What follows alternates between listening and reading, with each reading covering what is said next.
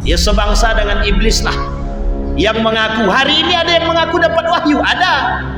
Baru-baru ini Bapak Ibu muncul lagi tenar pula lagi itu. Manusia dia berbicara dengan Tuhan, kata dia. Aku sudah nelpon Tuhan, kata dia. Jadi manusia kayak Nabi pula dia. Dia sudah dapat wahyu dari Allah. Dia nelpon Tuhan tuh pakai HP pula. Saya pun belum pernah tahu bagaimana model dia nelpon Tuhan dengan HP itu. Artinya apa Bapak Ibu? Nabi hari ini sudah tak ada. Sahabat Nabi juga tidak ada. Tabi'in sudah tak ada. Tabi'in tak ada. Yang tersisa lagi adalah ulama warasatul anbiya.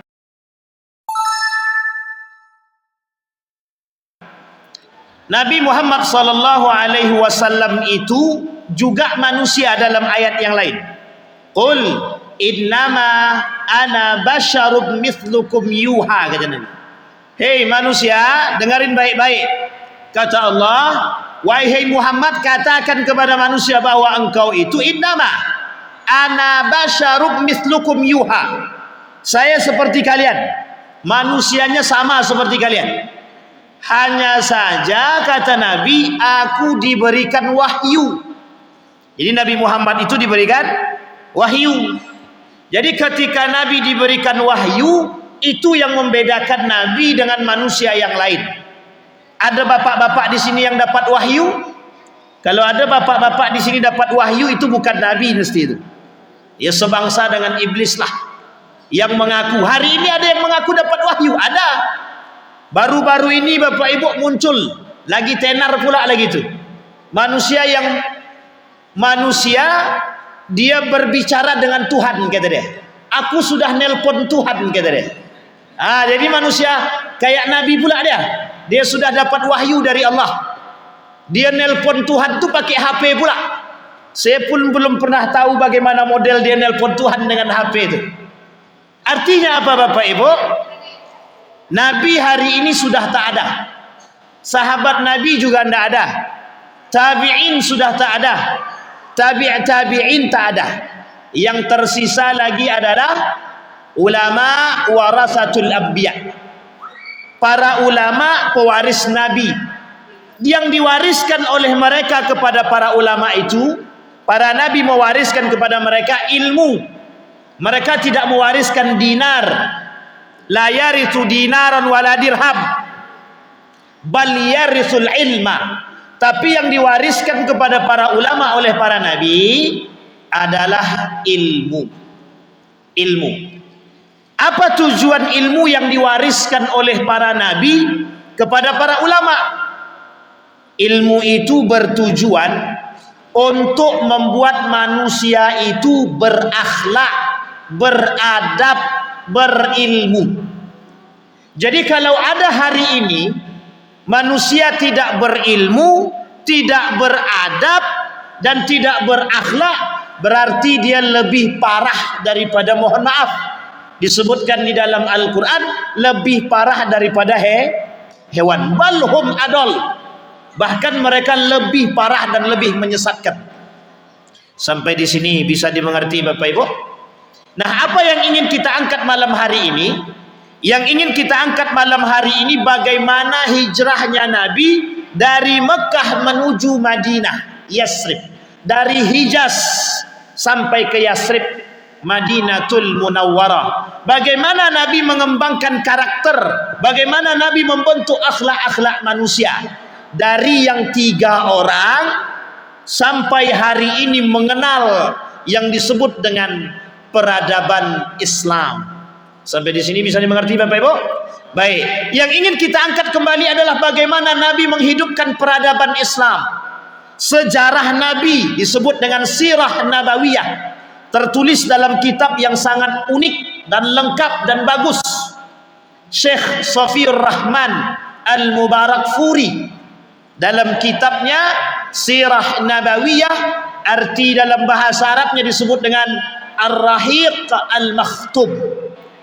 Bapak Ibu sekalian yang berbahagia, dulu Islam ini datang dibawa oleh baginda Nabi Muhammad sallallahu alaihi wasallam. Nabi berjuang memperjuangkan Islam bertujuan satu. Yang pertama kata Nabi, tujuannya adalah untuk menghilangkan patung-patung berhala, untuk menghilangkan Tuhan-Tuhan berhala. Itu yang pertama. Orang yang tadinya menyembah berhala, menyembah patung, berubah menjadi menyembah Allah. Tak lagi sembah patung, tak lagi nyembah berhala, tak lagi nyembah Ka'bah, tapi yang disembah adalah Allah. Ketika Nabi diutus, dibaiat menjadi Nabi pada umur berapa Bapak Ibu? Bapak-bapak, Nabi dibaiat jadi Nabi umur berapa? Umur berapa Pak? Ibu umur berapa? Hampir puluh kata dia. Hampir puluh tu bahasa mana tu? Kalau bahasa kampung Melayu 40, begitu aja lah, sama kan? Kalau bahasa cu hampir puluh. Ya. Lain ngarati awak. Begitulah pokoknya. Kalau bahasa Jawa 40. Dah kayak nama jalan aja. 40 Pak. Dibaiat jadi Nabi. Pada umur 40 Nabi sudah jadi Nabi. Anak muda, masih muda apa tidak? 40 itu masih muda atau sudah tua? Masih muda. Di usia yang masih muda, yang masih dalam kategori semangat, Nabi memperjuangkan agama Islam. Yang mau mendengarkan pertama istri tercinta Siti Khadijah. Yang kedua sahabat sejati, siapa namanya? Abu Bakrin Siddiq. Bertiga Bapak Ibu, Nabi bertiga membangun peradaban Islam yang disebut hari ini sebagai masyarakat madani, masyarakat yang berperadaban, masyarakat yang sejahtera, yang mengenal agama, yang mengenal adab, yang mengenal akhlak, yang tak menyembah patung, yang tak menyembah, yang tidak, manusia yang bukan tidak berakhlak, manusia yang bukan tidak memiliki etik, bahkan mereka beradab. Dari orang yang nyembah patung tak nyembah patung, dari orang yang main riba tak main riba, dari orang yang berantem tak jadi berantem, dari orang yang tidak berilmu jadi berilmu. Bayangkan perjuangan Nabi, semua segi, semua lini Nabi masuk, Nabi angkat. Jadi Bapak Ibu sekalian yang berbahagia, bahasa kasarnya adalah kedatangan baginda Nabi Muhammad SAW itu menjadi cahaya bagi manusia yang tadinya manusia tak beradab jadi beradab. Yang menjadi masalah adalah apakah hari ini manusia itu beradab? Bapak Ibu yang bisa jawab. Apakah hari ini manusia berakhlak? Apakah hari ini manusia beragama? Apakah hari ini manusia berpegang pada tali agama? Itu pertanyaan kita hari ini Bapak Ibu.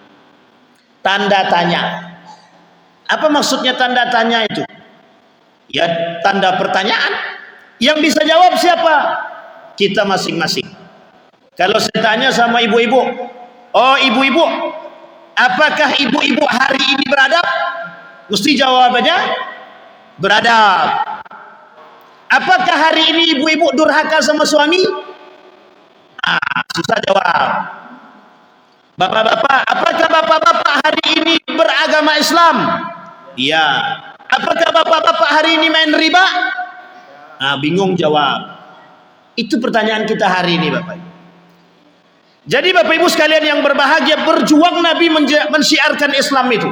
Dicaci, dimaki, diludah dan lain sebagainya, dilempar batu di Mekah, di Madinah, di Taif, habis. Di mana Nabi tak dicaci? Tak ada. Di Mekah musuh Nabi kafir. Di Mekah musuh Nabi siapa? Orang kafir Quraisy. Di Mekah pindah ke Madinah tambah musuh. Musuhnya bukan orang kafir tapi orang munafik. Tapi orang munafiknya kerjasama dengan dua agama yang lain. Satu Yahudi, yang kedua Nasrani. Dua-dua ini, Yahudi Nasrani, bekerja sama dengan kaum munafik, ingin menghancurkan baginda Nabi Muhammad sallallahu alaihi wasallam. Bayangkan Bapak Ibu, perjuangan Nabi itu dalam mensyiarkan Islam. Itu yang harus kita ingat-ingat Bapak Ibu. Memperingati Nabi itu bukan satu tahun sekali, tapi memperingati Nabi kalau bisa setiap hari. Kalau bisa, tak bisa setiap hari, setiap minggu. Tak bisa setiap minggu, setiap bulan. Ini bukan setahun sekali. Nabi memperingati hari kelahiran dia pada hari Senin. Ketika Nabi ditanya oleh sahabat, kenapa engkau berpuasa di hari Senin? Jawaban Nabi sederhana dalam hadis itu. Hadisnya sharih, hadisnya masyhur. Apa kata Nabi? Pada hari itu aku berpuasa, dan pada hari itu aku diub'atsu, dibangkitkan, kata Nabi. Artinya apa Bapak Ibu? Memperingati hari Nabi itu setiap tahun, atau seminggu sekali, atau sebulan sekali. Nabi yang jelas berpuasa di hari Senin itu setiap pekan. Itu hadisnya Bapak Ibu. Maka Bapak Ibu sekalian yang berbahagia, Nabi berjuang mati-matian. Dari pengikutnya yang cuma 3 orang, jadi sekian banyak pengikutnya Bapak Ibu. Maka masuklah Umar bin Khattab, Utsman bin Affan, Ali bin Abi Thalib, Hamzah, kemudian banyak lagi yang lain sahabat-sahabat Nabi yang masuk. Semua masuk, termasuk salah satunya yang benci kepada Nabi, Abu Sufyan, juga ikut masuk ke dalam Islam. Hindun yang begitu benci sama Nabi masuk ke dalam Islam. Banyak Wahsy yang membunuh paman Nabi masuk ke dalam Islam. Bilal bin Rabah dan lain sebagainya Bapak Ibu. Hamzah, semua masuk ke dalam Islam. Apa artinya? Perjuangan Nabi mensyiarkan Islam tidak main-main. Apa yang ingin kita sampaikan? Bagaimana umat muslim hari ini tinggal mempertahankan nilai-nilai keislaman saja. Pun kita masih goyah, pun kita masih tak bisa, pun kita masih tak bisa melakukan. Bayangkan Bapak Ibu, kita perlu memperingati perjuangan Nabi, biar kita bisa mengokohkan dalih iman kita, mengokohkan nilai-nilai agama kita. Bukan sekedar berislam saja. Kau Islam Wan? Ya, aku Islam. Kau solat Wan? Enggak solat aku. Dia ngaku Islam tapi tak solat. Kau Islam Wan? Islam. Sedekah kau? Enggak. Islam Wan? Islam. Puasa? Tak. Berarti Islamnya Islam apa? Kalau bahasa orang Jawa namanya Islam abangan, atau bahasa lain Islam KTP. Tengok di KTP itu Islam katanya. Makanya Bapak Ibu, ada kebijakan kemarin itu dari kementerian itu mau dihapuskan kolom agama. Betul tak Pak? Sempat mau dihapuskan kolom agama itu. Apa tujuan penghapusan kolom agama itu? Biar kita tak saling tanya agama. Sama negara Eropa itu Bapak Ibu. Negara Eropa itu orang-orang yang ateis atau apalah itu, orang-orang itu orientalis itu, kalau ditanya apa agama dia tak mau jawab. Ada yang marah malah. Saya pernah tanya sama kaum orientalis itu, apa agama kamu? Gitu saya.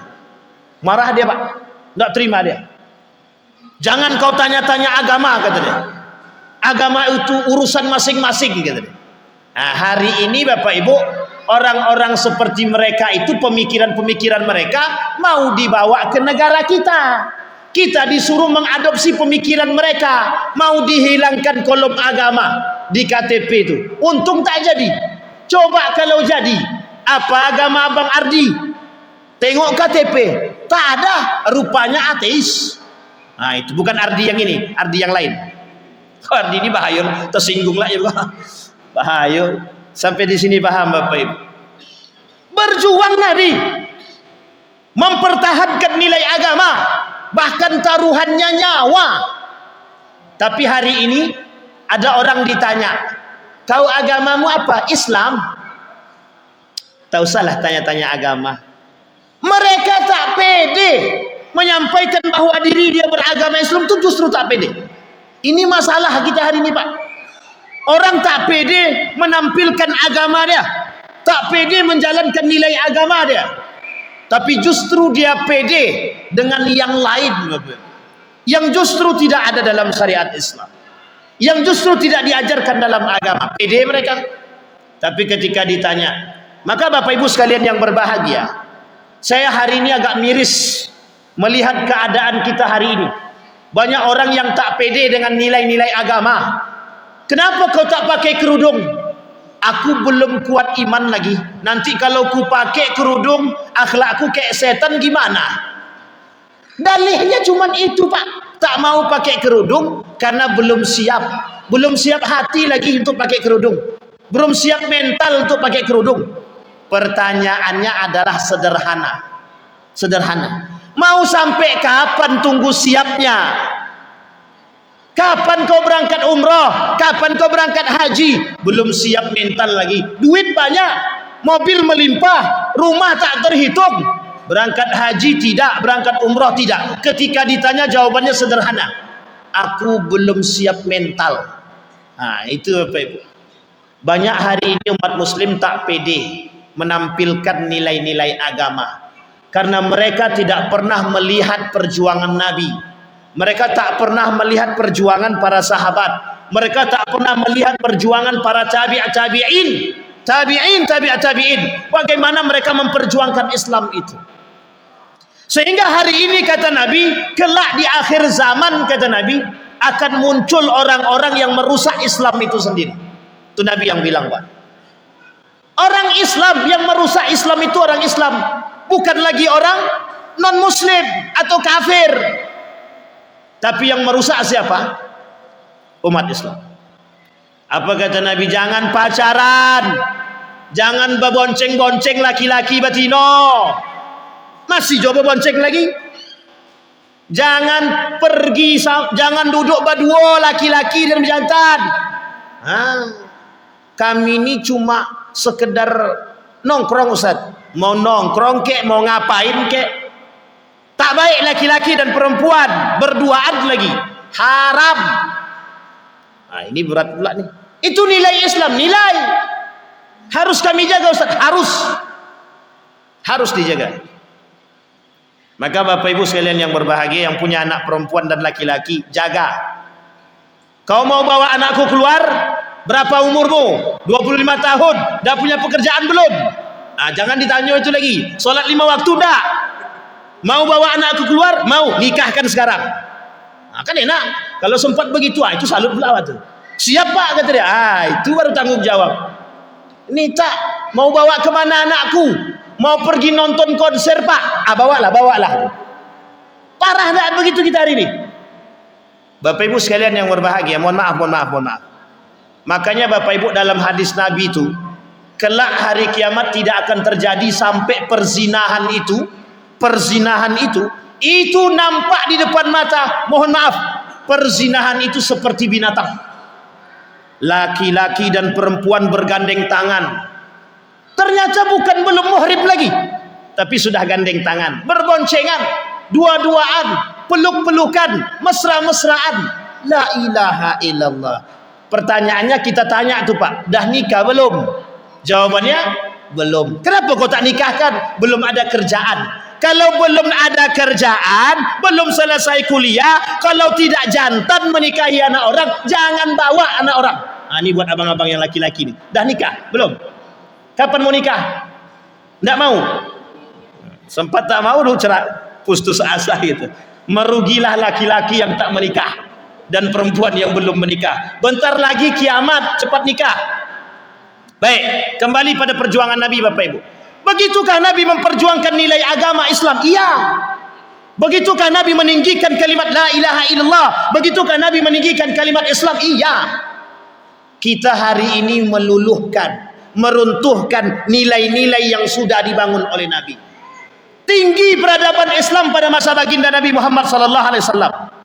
Bayangkan Bapak Ibu, ketika Nabi di Mekah dicaci dan dimaki, Nabi tetap sabar. Akhirnya apa? Ambil kesimpulan. Karena sudah parah Nabi tinggal di Mekah, Nabi pindah Pak, dari Mekah menuju Madinah. Yasrib ketika itu namanya. Apa kata Nabi? Kalau kita tidak mendirikan sentral, kalau kita tidak mendirikan satu tempat yang baik, maka kita akan kewalahan. Maka diperintahkan oleh Allah Nabi Muhammad SAW membangun satu Pak, apa namanya? Masjid. Jadi Bapak Ibu, sentral peradaban Islam itu masjid. Ya, ini masjid sudah ada nih. Tinggal lagi gerakan-gerakan masjid. Kalau masjidnya aja yang ada jamaah tak ada, tanda kiamat berarti itu Pak. Tanda kiamat itu. Apa kata Nabi dalam riwayat yang lain? Kata Nabi, la taqumus sa'ah hatta la yadkhulu al-muslim ila al-masjid wa yatabaha fihi. Kata Nabi, tidak akan terjadi hari kiamat sampai masjid itu dibangun megah-megahan tapi tak ada yang memakmurkan. Masjid dibangun memegah-megah, bertingkat 5. Ada masjid, salah satu masjid di Pekanbaru itu, mantap masjidnya Pak, mantap. Alhamdulillah, yang solat subuh, jangankan solat subuh lagi, solat maghrib tak sampai 1 sop. Ada tuh di Pekanbaru ini. Karena yang isinya kita tidak tahu bagaimana itu. Masjidnya masjid sentral di Riau lagi, Masjid Sentral Riau. Saya solat di situ Pak. Itu masjid ternama itu di Riau itu. Solat saya solat asar. Solat asar masjid semegah itu, sebagus itu, tak sampai 1 sop. Tahu Bapak Ibu nama masjidnya? Tahu Bapak Ibu nama masjidnya? Perlu saya sebut nama masjidnya? Nanti abang potong ya, jangan sampai tak dipotong. Ini tidak live kan? Masjid An-Nur. Isinya solat asar tak sampai 1 sop. La ilaha illallah. Masjidnya bukan main megah, naik pakai eskalator, bentar lagi naik pakai lift itu. Tapi mungkin belum sampai pakai lift lagi. Tapi yang sholat tidak sampai 1 saf. Bapak Ibu sekalian yang berbahagia, yang kita butuhkan hari ini, bagaimana orang-orang datang ke masjid sholat, bagaimana masjid ini makmur.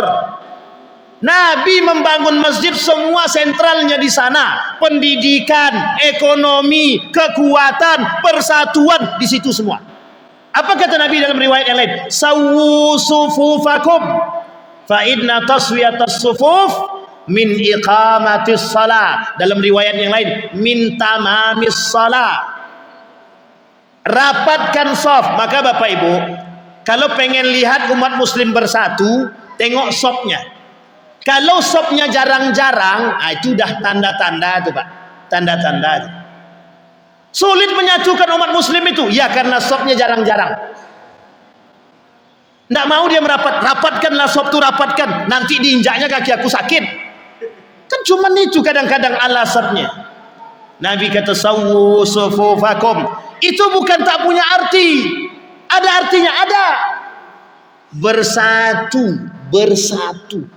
Siapapun Anda, dari mana Anda datangnya, baik dari suku apapun Anda, bersatu. Mau kayakah Anda, mau miskinkah Anda, tetap bersatu. Ini tidak.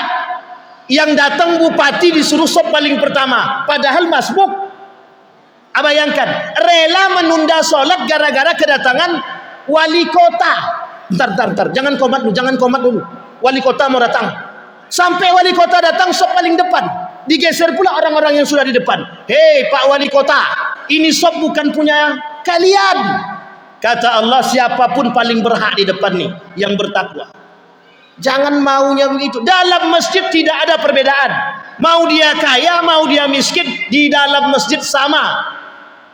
Karena kelak di hadapan Allah manusia itu sama. Mau kaya dia, mau miskin dia, sama. Yang membedakan mereka cuma satu, takwa.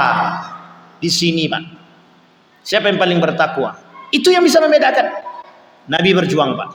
Dibangun oleh Nabi masjid, namanya Masjid Quba. Tapi Bapak Ibu, apa kata Nabi? Pindah Nabi dari Mekah ke Yasrib sampai ke Madinah, berharap tidak ada musuh. Ternyata muncul pula musuh lagi. Ternyata musuh itu berada dari kalangan umat muslim itu sendiri. Namanya kaum munafik. Bayangkan Bapak Ibu, untuk menghancurkan Nabi saja mereka juga bangun masjid. Untuk menghancurkan Islam mereka juga bangun masjid. Nama masjidnya Masjid Dirar. Tak jauh dari Masjid Kuba itu dibangun oleh mereka, nama masjidnya Masjid Dirar. Bapak Ibu tahu tujuan masjid itu dibangun? Untuk memecah belah umat, untuk menghancurkan umat muslim, untuk membunuh baginda Nabi Muhammad sallallahu alaihi wasallam. Siapa yang ingin bunuh umat muslim? Siapa yang membangun masjid? Masjid Dirar itu umat muslim. Apa tujuannya? Untuk memecah belah umat. Apa tujuannya? Untuk menyakiti umat muslim. Pulang Nabi dari perang Tabuk, berharap nih Pak, Masjid Dirar ini tadi diresmikan oleh baginda Nabi Muhammad sallallahu alaihi wasallam. Harapannya cuma itu. Nanti kalau Nabi masuk baru disakiti. Tapi apa perintah datang dari Allah? Kata Allah kepada Nabi, suruh hancurkan olehmu masjid namanya Masjid Dirar. Apa kata Nabi? Perintahkan kepada para sahabat, sampai nanti ke Madinah hancurkan masjid itu. Bayangkan Pak, dari 3 orang cuman Abu Bakar, Nabi, Abu Bakar, Siti Khadijah, jadi tersebar Islam ke seluruh Nusantara, bahkan sampai ke Indonesia. Hari ini orang menghirup nafas keislaman. Tak ada satupun yang tak pernah mendengar Islam. Dari 3 orang, masyarakat yang begitu kecil mampu membangun peradaban Islam. Pindah ke Madinah. Apa kata Nabi? Di Madinah dibangun oleh Nabi sedemikian rupa, manusia-manusia yang berakhlak, manusia-manusia yang beradab. Disebutlah dengan negeri kecil tapi berperadaban, yang disebut dengan Madani. Apa namanya Bapak Ibu? Madani, yang kelak dipanggil menjadi Madinatul Munawwarah. Di situ jugalah Bapak Ibu muncul penanggalan Islam yang dipelopori oleh Umar bin Khattab. Siapa dia? Penanggalan tadi Bapak Ibu, siapa yang punya pelopor? Umar bin Khattab. Sampai di sini paham Bapak Ibu? Perjuangan mereka pindah ke Mekah, pindah ke Madinah, membangun masjid. Bayangkan yang menggerogoti mereka, yang merusak mereka, yang meruntuhi mereka juga orang Islam. Bangun masjid untuk menghancurkan Islam. Perjuangan Nabi tak sampai di situ. Dalam masa kehidupan Nabi muncul nabi palsu juga. Bayangkan Bapak Ibu, sampai mereka lakukan mereka lakukan atau meracuni baginda Nabi Muhammad sallallahu alaihi wasallam. Saking seriusnya mereka ingin menghancurkan Nabi, mereka ingin membunuh Nabi, diracunlah baginda Nabi Muhammad sallallahu alaihi wasallam.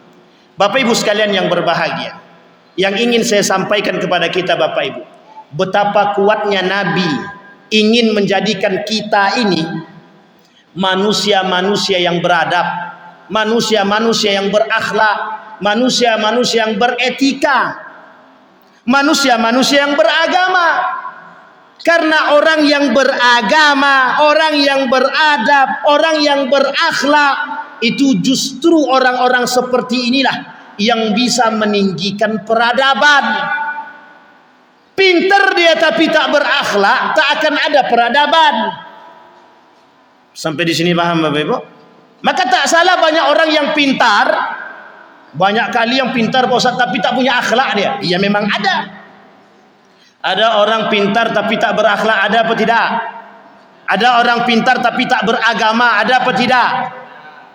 Ada orang pintar tapi mohon maaf, mereka tak berperilaku seperti manusia, tapi mereka berperilaku seperti hewan. Ada apa tidak? Ini penting Bapak Ibu untuk dipahami cara Nabi membangun peradaban. Maka Bapak Ibu sekalian yang berbahagia, kita yang harus menghidupkan kembali. Apa ruhnya?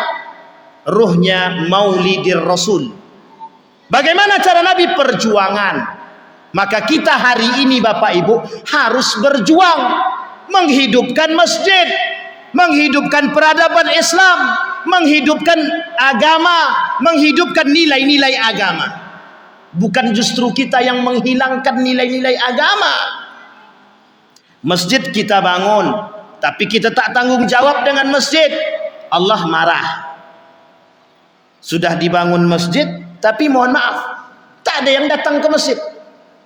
Jamaah tabligh itu ngetok pintu Pak, yang tak datang ke masjid diketoknya. Sekarang pertanyaan saya adalah, ada enggak di antara kita nih yang ngetok pintu rumah saudaranya? Jujur ibu-ibu, ada yang ngetok pintu rumah saudaranya? Rumah tetangganya? Jangankan ngetok Pak Ustaz, ngontek aja tidak gitu deh. Jangankan negur Pak Ustaz, memang tak teguran gitu deh. Sebab saking parahnya kita hari ini. Jamaah tabligh itu diketoknya pintu, ayo ke masjid. Harusnya kita bisa mencontoh perilaku mereka, paling tidak untuk mengajak orang untuk bisa beribadah di masjid. Karena Bapak Ibu, hari ini yang bisa membuat kita selamat, yang bisa membuat kita terus beriman, yang masih bisa membuat kita bertahan dalam ketakwaan, cuma masjid. Yang lain tak ada. Di pasar, kata Nabi, seburuk-buruk tempat. Seburuk-buruk itu tempat, kata Nabi, pasar. Di mana lagi? Di kantor, mohon maaf, jangan tersinggung, terlalu banyak kerusakan. Di mana lagi? Di sekolah, kuat-kuatan, kuat iman, kuat ini, kalau tak kuat iman bahaya. Tapi di masjid, la ussisa ala taqwa, la masjidu ussisa ala taqwa min awwali yaumin ahaqqu an taquma fihi rijalun yuhibbu ayyatatahhar wallahu yuhibbul mutahhirin. Kata Nabi begitu, kata Allah begitu. Cuman masjid yang bisa membentuk karakter, yang bisa membuat orang beriman, yang bisa membuat orang bertakwa. Sekarang bagaimana kita mau membentuk orang yang datang ke masjid? Itu tak ada. Yang tinggal siapa? Imam sama makmum, itu pun satu orang. Coba bayangkan. Maka Bapak Ibu sekalian yang berbahagia, salah satu tanda hari kiamat itu kelak masjid ini kosong. Tapi hari ini insyaAllah tak kosong. Belum kiamat lagi. Karena masih banyak yang ke masjid. Entah karena maulid Nabi atau apa, tak tahulah kita. Ini penting Bapak Ibu. Kadang-kadang begitulah. Bahkan Nabi mengatakan dalam riwayat yang lain, kata Nabi, justru kata Nabi, di dalam masjid pun banyak fitnah gitu. Ada orang-orang yang masuk ke dalam masjid tapi mereka tidak sholat. Ada orang-orang yang hafal Quran tapi mereka, mohon maaf, munafik, kata Nabi. Inna munafiqi ummati qura, kata Nabi. Mereka belajar Al-Quran, mereka hafal Al-Quran, tapi mereka justru jadi orang-orang munafik, kata Nabi. Yaqra'ul Quran hatta fi unuq. Mereka baca Quran cuma sampai di tenggorokan, kata Nabi. Ada orang-orang yang memanfaatkan demikian. Sehingga Bapak Ibu sekalian yang berbahagia, hari ini Bapak Ibu, kita betul-betul disodorkan dengan keadaan yang, mohon maaf, keadaan yang serba dengan fitnah. Orang jujur dianggap pendusta, orang dusta dianggap jujur, orang pengkhianat dianggap amanah, orang amanah dianggap abu-abu. Sekarang tak nampak mana yang benar, mana yang salah. Yang salah dibenarkan, yang benar yang halal diharamkan, yang haram Nah, sekarang tak nampak lagi Pak. Maka kembalilah. Kalau bahasa lagu guru saya tu, kembalilah, kata dia. Kemana kita kembali? Ke masjid. Wa may ya'muru masajidallah man amana billah. Orang-orang yang memakmurkan masjid itu sesungguhnya orang-orang yang beriman. Maka adik-adik sekalian, abang-abang sekalian yang ganteng-ganteng nih, tumben ada masjid yang isinya anak muda. Baru kali ini Pak saya tengok ada masjidnya anak muda-muda.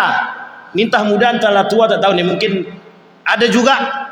Rata-rata Pak masjidnya, mohon maaf jangan tersinggung, masuk masjid alhamdulillah umur 70 tahun ke atas, tinggal menunggu ajal. Sekarang di masjid siapa namanya? Siratul Jannah, mungkin dia pengen ke surga tadi itu Pak, jalan menuju surga. Banyak, lumayan ada abang-abang yang muda-muda yang sebelah kiri ini, masih banyak anak muda. Kalau tidak Bapak Ibu, bayangkan Bapak Ibu, kelak kalau tidak ada anak muda-muda seperti ini, mereka tidak kenal masjid, siapa yang bakal memakmurkan masjid ini? Yang tua-tua tuh Pak Ustaz, bentar lagi. Kalau sudah, mohon maaf, ya memang mati itu tak tanggung, bukan di tangan kita Pak Ustaz, betul. Yang kita maksud adalah yang tua-tua ni kadang-kadang mohon maaf semangat tinggi, kekuatan kurang. Itu aja. Tapi anak-anak muda ni yang kita harapkan bisa datang ke masjid, bisa meramaikan masjid, yang bisa kita ajak untuk berbuat. Sudah banyak Pak masjid-masjid yang dipegang oleh anak muda, mohon maaf berhasil. Jawa Barat, masjid dibina oleh anak muda, sudah punya kafe masjidnya, pas di samping masjid itu betul, dibangun oleh anak muda. Berkumpul anak muda datang di sana, dibuat ide-ide yang cemerlang, makan gratis lah, ngaji bareng lah, sahabat hijrah lah dan lain sebagainya. Anak muda semua. Tapi kalau yang isinya atu-atu, apa nak dibuat lagi? Yuk kita ngaji, bentar lagi ajal dah mau dekat, kata dia. Tak mungkin itu terus. Banyak Pak. Munzalan di Kalimantan, itu kafal ke masjid yang dibangun oleh guru saya Luqmanul Hakim. Itu bagus masjidnya, gerakannya mantap, dimakmurkannya masjid. Masjidnya kecil, lebih kecil daripada masjid ini Pak. Tapi mengapa kok bisa ramai? Ada yang dibangun oleh mereka. Apa tujuannya? Ingin membangkitkan kembali ghirah, semangat Islam, peradaban Islam, ingin dibangkitkan kembali, bukan justru diruntuhkan. Maka Bapak Ibu sekalian yang berbahagia, kita contoh yang baik. Yang baik-baik itu kita contoh, yang bisa kita hidupkan. Maka Bapak Ibu sekalian yang berbahagia, tadi saya tanya sama Bang Ardi, apa kegiatan masjid ini? Salah satunya ada maghrib mengaji, kata dia. Ini maghrib mengaji, kalau sempatlah kakak yang tadi ngaji tadi, tak mau nurunkan ilmu ngajinya di sini, itu justru merugi seumur hidup itu. Jadi habis ini todong langsung, minta dia ngajar. Dia dah ngajar belum? Belum, minta dia ngajarkan ngaji itu. Biar kita punya, mohon maaf Pak, biar kita tak malu. Dari Pekanbaru, misal dari Pekanbaru, kafilah Pekanbaru, yang ngaji siapa? Yang ngaji orang Rohul. Malu apa tak malu kita? Bukan tak malu lagi, tak punya muka. Dari Pelalawan, yang ngaji kafilah Pelalawan maju. Rupanya setelah diinterogasi datang dari Tembilahan. La ilaha illallah. Itu kuat malu kita. Untung masih satu Riau. Dari mana? Kafilah Kampar yang datang dari Aceh. Itu kan malu kita. Untung tak begitu saya bilang. Artinya apa Bapak Ibu? Kita butuh memperkuat. Sekarang Riau punya satu sentral khusus Pak untuk dengan Al-Quran tadi. Namanya Maqari, yang dibangun langsung oleh gubernur sebelumnya. Saya tak mau sebut, nanti dikiranya kampanye. Saya tak mau sebut, nanti dikira kampanye. Inisialnya S. Dah, saya jangan perpanjang. Tapi kemudian dibantu Bapak Ibu. Siapa yang bantu? Dipegang oleh Ustadz Dr. Mustafa Umar. Alhamdulillah, namanya Maqari. Artinya apa Bapak Ibu? Mulai nampak kegiatan-kegiatan yang mendekatkan kita kepada keislaman, yang membuat anak-anak kita cinta kepada Quran. Bapak Ibu sekalian yang berbahagia, peradaban Islam itu muncul kalau kita cinta dengan Islam. Peradaban Islam itu muncul kalau kita cinta dengan Al-Quran. Bapak Ibu hari ini akan berhadapan dengan orang yang tidak cinta dengan Islam. Apa maksud saya tak cinta dengan Islam? Ada orang baca Quran dia tak senang. Ada azan pakai bahasa Arab dia tak senang. Ada orang azan mik di luar, keluar keputusan. Jangan azan kenceng-kenceng. Jangan ngaji besar-besar. Jangan ngaji pakai mik mengganggu tetangga yang sedang tidur. Besok kalau ada yang begitu Pak, taruh toa itu di rumahnya betul, biar enak. Orang ngaji kok telinga dia yang sakit. Orang non muslim, Bapak Ibu saya ceritakan satu cerita yang unik. Ada seorang raja pada masa perang salib. Kalau saya tak salah nama dia Fredrik. Itu Pak, dia raja yang sudah menguasai Yerusalem. Dia sudah pegang tuh Yerusalem. Sudah Yerusalem itu hari ini Palestina, Baitul Maqdis sudah dipegang sama dia, di bawah kekuasaan dia. Satu ketika Bapak Ibu mohon maaf, apa kata raja ini tadi kepada seorang sultan dari kerajaan Islam itu, dia bilang begini, saya ingin tinggal 1 malam saja di Baitul Maqdis. Kata raja tadi, raja ini non muslim, non-muslim. Ini dalam sejarah perang salib. Sejarah ini masyhur. Singkat cerita Bapak Ibu, apa kata Sultan Kamil, nama dia? Sultan Kamil kepada yang menjaga masjid Baitul Maqdis tadi, atau Masjidil Aqsa. Apa kata Sultan Al-Kamil tadi?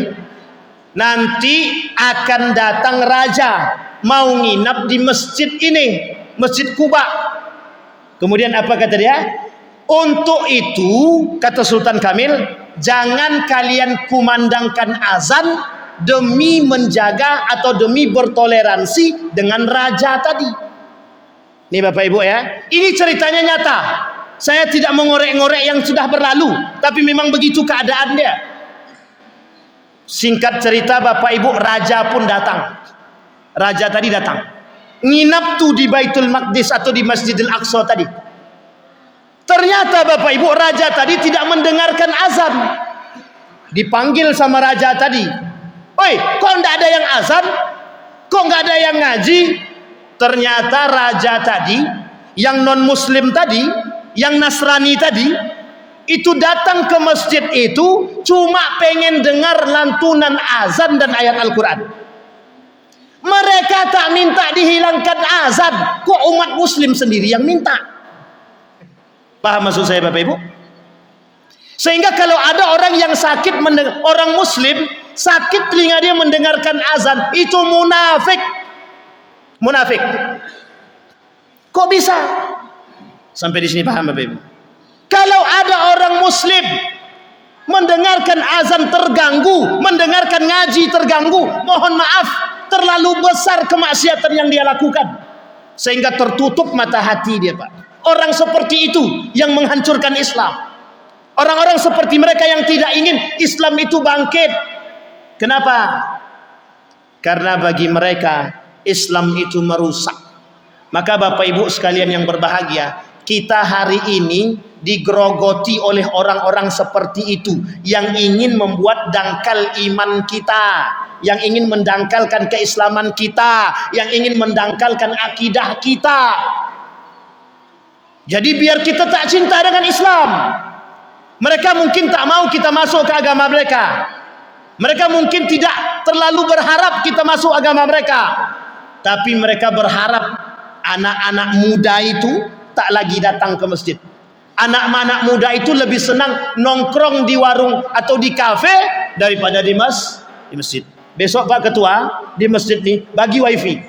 Insya Allah banyak yang datang anak muda itu insya Allah. Sepakat Bang? Sepakat apa tidak? Kalau masjid pasang wifi? Nah, sepakat. Tapi kalau dia nonton yang tidak-tidak Pak, langsung sikat. Coba bayangkan. Sudah banyak masjid pasang wifi? Sudah banyak, alhamdulillah. Tapi apa dampaknya? Wallahu alam. Itu belum tahu lagi, belum kita teliti. Sampai di sini paham Bapak Ibu? Maka cuman masjid Pak yang bisa kita harapkan hari ini Pak. Tidak ada yang bisa kita harapkan untuk membangun, untuk mempersatukan. Yang bisa mempersatukan umat muslim hari ini adalah masjid. Semua suku ada, orang-orang apapun ada, politikuskah dia, orang-orang pejabatkah dia, orang apapun dia, masuk dalam masjid semua bersatu, sama.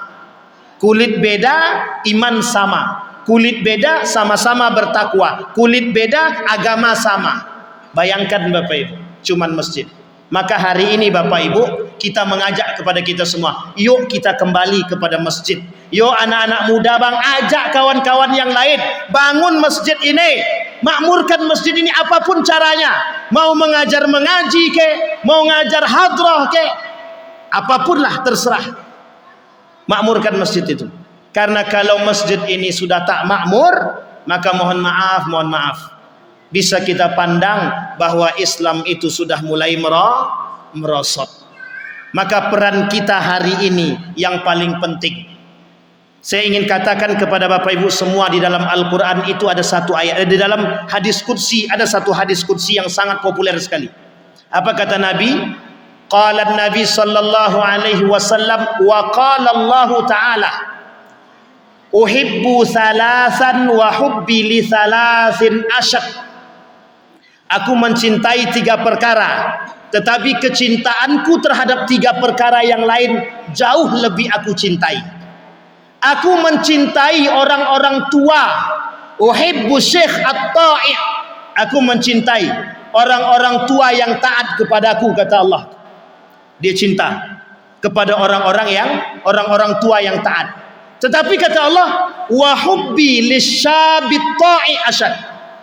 Kecintaanku terhadap anak-anak muda yang taat kepadaku, kata Allah, jauh lebih aku cintai. Nah, ini Bapak Ibu, kita pentingnya masjid itu untuk membangun karakter. Kita mudah-mudahan di sampingnya Pak asrama. Apalagi di sampingnya ada asrama. Buat bel itu datang ke masjid. Giliran kalau perlu anak-anak muda itu suruh jadi imam di sini. Suruh giliran yang azan, giliran jadi ngaji, giliran juga jadi imam. Insya Allah itu. Insya Allah itu kos-kosan siapa? Asrama Tembilahan. Oh, kalau sempat anak Tembilahan nggak datang ke masjid, memalukan. Kenapa di Tembilahan itu Pak? Mohon maaf, di Tembilahan itu sholat subuhnya sama kayak sholat maghrib. Sholat subuhnya sama kayak sholat zuhur.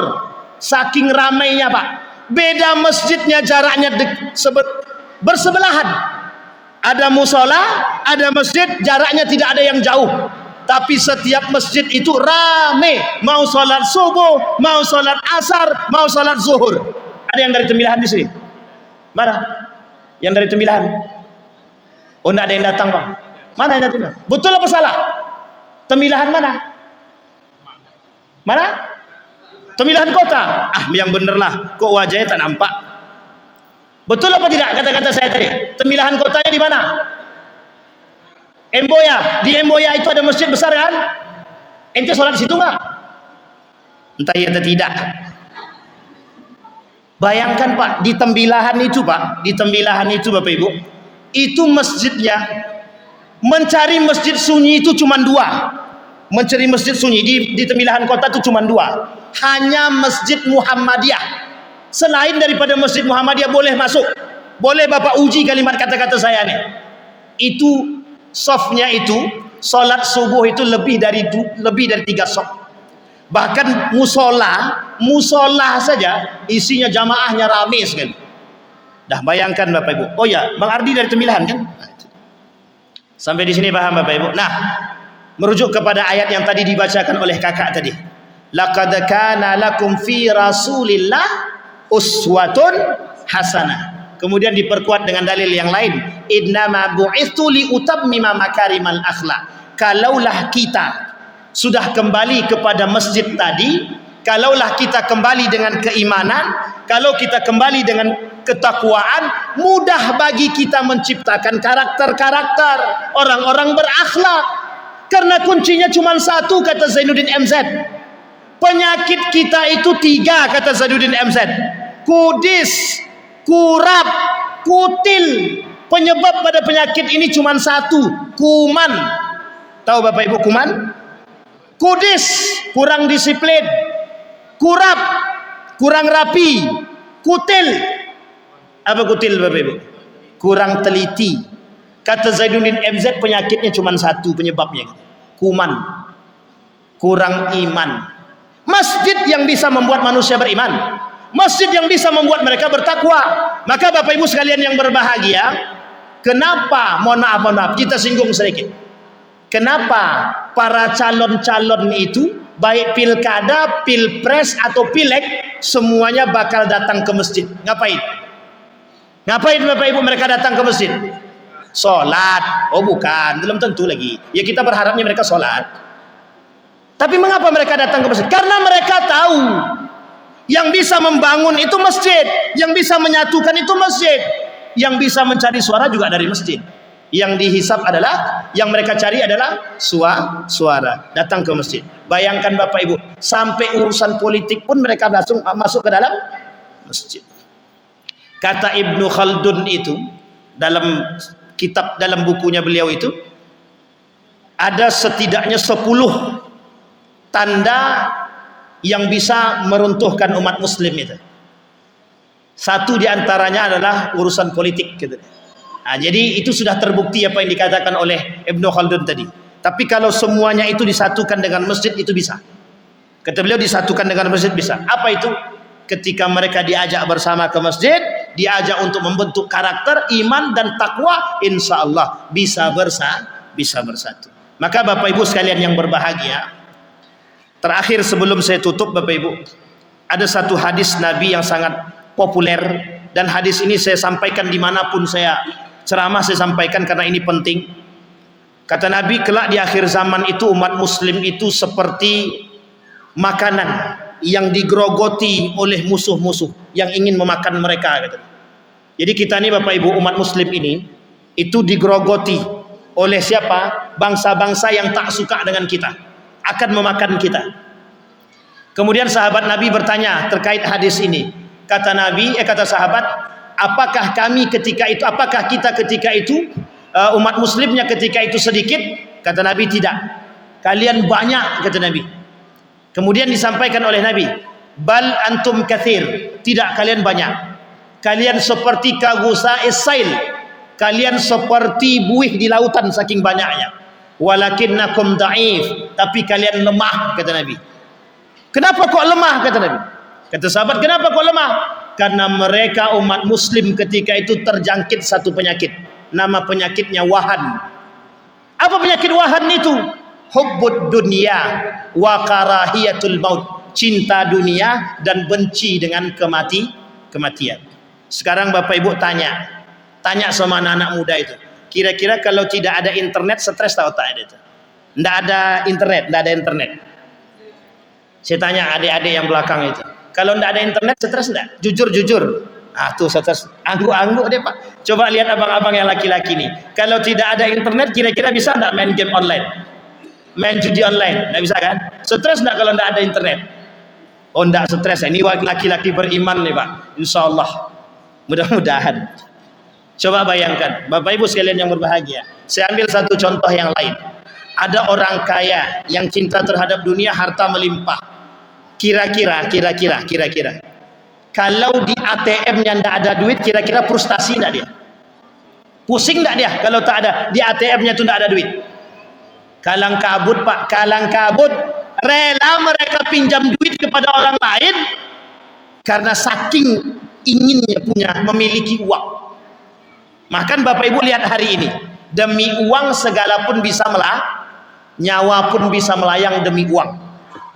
Demi uang segalanya bisa mereka lakukan, termasuk harus menyebarkan aib orang demi uang. Apa contohnya? Ada orang yang ingin memeras, disebarkanlah foto-foto yang tak senonoh, dibuat gambar Bapak Ibu, foto yang tak senonoh disebarkan. Kalau kau tak mau foto kau ni aku sebar, kirim uang sekarang. Semuanya demi duit. Mereka nipu demi duit. Bahkan penipuan hari ini berbagai macam model, lewat telepon, hipnotis dan lain sebagainya. Ada yang parah lagi, demi mencari duit. Dulu judinya offline, sekarang judinya online. Demi yang main siapa? Anggota dewan. Kalah frustasi. Coba bayangkan. Masalahnya ada iman atau tidak? Kalaulah main judi itu mustahil punya iman. Kalau dia punya iman tidak mungkin main judi. Kalau dia punya iman tidak mungkin dia main game online. Tidak mungkin main batu domino, apalagi pakai cangkul-cangkulan. Kalahnya jongkok ya. Tapi dalam batasan ini tertentu Bapak Ibu sekalian yang berbahagia. Maka Bapak Ibu sekalian yang berbahagia, kesimpulan yang ingin saya sampaikan pada malam hari ini, biar cepat selesai. Karena kalau tak disuruh selesai nanti Pak tak akan berhenti. Ini masalah pula nih. Kata Nabi, saya peringatkan dengan hadis yang saya ulang-ulang. Nabi pernah memperingati Ibnu Abbas. Ini buat kita semua Bapak Ibu. Kata Nabi kepada Ibnu Abbas, ya gulam, ihfazillah yahfazka. Wahai anak muda, jagalah olehmu nilai-nilai agama. Niscaya Allah akan menjagamu. Wahai anak muda, kok anak muda yang dipanggil? Bukan orang tua, itu sebenarnya sudah mencakup semuanya, baik muda maupun tua. Jagalah oleh kalian nilai-nilai agama, niscaya Allah akan menjagamu. Kita tidak mungkin menjaga Allah, tapi yang kita jaga nilai-nilai agama. Apa nilai agama yang kita jaga? Kalau kita solat seharusnya kita tak berkata kotor. Kalau kita solat seharusnya kita tak mencaci. Kalau kita solat seharusnya kita tidak pacaran. Kalau kita solat seharusnya kita tidak selingkuh. Kalau kita solat seharusnya kita tidak berzina. Kalau kita solat seharusnya tidak minum khamar dan lain sebagainya, Pak. Artinya apa? Nilai-nilai agama harus kita hidupkan demi peradaban. Yang kedua, kata Nabi, ihfazillaha tajid tujahak. Jaga olehmu nilai-nilai agama. Apapun yang engkau minta, kata Allah, aku kasih. Minta apa? Minta istri 3, aku kasih. Asal minta. Jangan pula selingkuh. La tua umur 70 tahun masih bisa selingkuh lagi. Itu puber ketiga, atau mungkin puber yang terlambat. Yang ketiga, wa idza sa'alta fas'alillah wa idza sta'anta fasta'in billah. Yang ketiga, kalau engkau mau meminta, kata Allah, minta kepadaku. Kalau kau mau memohon pertolongan, minta pertolongan kepadaku, kata Allah. Bapak Ibu sekalian yang berbahagia, wa inil jitama'al qaumu ala an yadurruka la yadurruka bi syai'in illa qad kataballahu alaik. Wa inil jitama'al qaumu ala an yanfa'uka la yanfa'uka bi syai'in illa qad kataballahu laka. Artinya apa, Bapak Ibu? Minta kepada Allah, mohon pertolongan kepada Allah. Kalaupun ada orang-orang yang ramai ingin membahayakan kita, tidak akan ada yang bisa membahayakan kita kecuali yang sudah tertulis, kata Allah. Dan jika ada orang-orang yang ingin mengambil manfaat dari kita, kata Allah, tidak akan ada yang mampu mengambil manfaat darimu kecuali yang sudah tertulis, kata Allah. Ini nasihat Nabi, Bapak Ibu, yang diberikan oleh Nabi kepada Ibnu Abbas selaku sahabat Nabi, yang bisa hari ini kita terapkan dalam kehidupan kita. Hari ini. Kenapa kok hari ini, Pak Ustaz?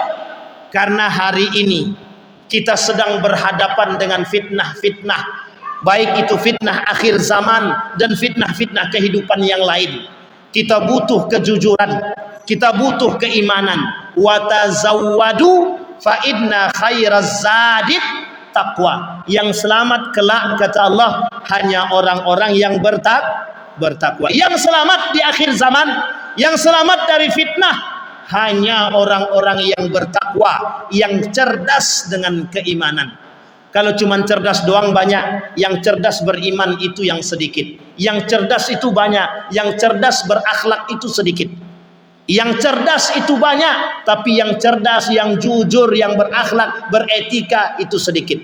Jadilah kita semua seperti orang yang sedikit itu, cerdas dengan keimanan, dengan keakhlakan, dengan adab dan lain sebagainya. Mudah-mudahan ada manfaatnya bagi kita semua. Mudah-mudahan bisa menjadi pedoman bagi kita. Mudah-mudahan dengan adanya Maulidir Rasul bisa mengingat perjuangan Nabi dalam menegakkan Islam, kita bisa kembali punya ghirah, punya semangat, menumbuhkan semangat untuk memperjuangkan nilai-nilai agama yang mulai redup sedikit demi sedikit. Kita berdoa kepada Allah, mudah-mudahan menjadi orang-orang yang diridhai oleh Allah Subhanahu wa taala. Amin. A'udzu billahi minasyaitonir rajim. Bismillahirrahmanirrahim. Alhamdulillahi rabbil alamin, hamdasy syakirin, hamdan na'imin. حمدا يوافي نعمه ويكافئ مزيده يا ربنا لك الحمد كما ينبغي لجلال وجهك الكريم وعظيم سلطانك اللهم صل على محمد وعلى آل محمد في العالمين إنك حميد مجيد يا حي يا قيوم يا فتاح يا عليم يا عزيز يا غفار يا رب العالمين اللهم فقهنا في الدين وعلمنا التأويل اللهم أعنا على ذكرك وشكرك وحسن عبادتك اللهم انصر إخواننا المجاهدين في فلسطين وفي غزة وفي كل مكان اللهم دمر اليهود اللهم أهلك الكفرة والمبتدعة والمشركين أعداءك أعداء الدين اللهم اجعل تجمعنا تجمعا مرحوما واجعل تفرقنا من بعده تفرقا معصوما اللهم أصلح أخلاق شباب المسلمين والمسلمات والمؤمنين والمؤمنات اللهم اجعل القرآن العظيم ربيع قلوبنا ونور صدورنا وجلاء أحزاننا وذهاب همومنا وغمومنا Allahumma ij'alna min ahli al-Qur'an waj'al ahillatana min ahli al-Qur'an alladhina nahnu khasatuka wa ahluk ya arhamar rahimin. Rabbana atina fid dunya hasanah wa fil akhirati hasanah wa qina adzaban nar walhamdulillahi rabbil alamin. Assalamualaikum warahmatullahi wabarakatuh.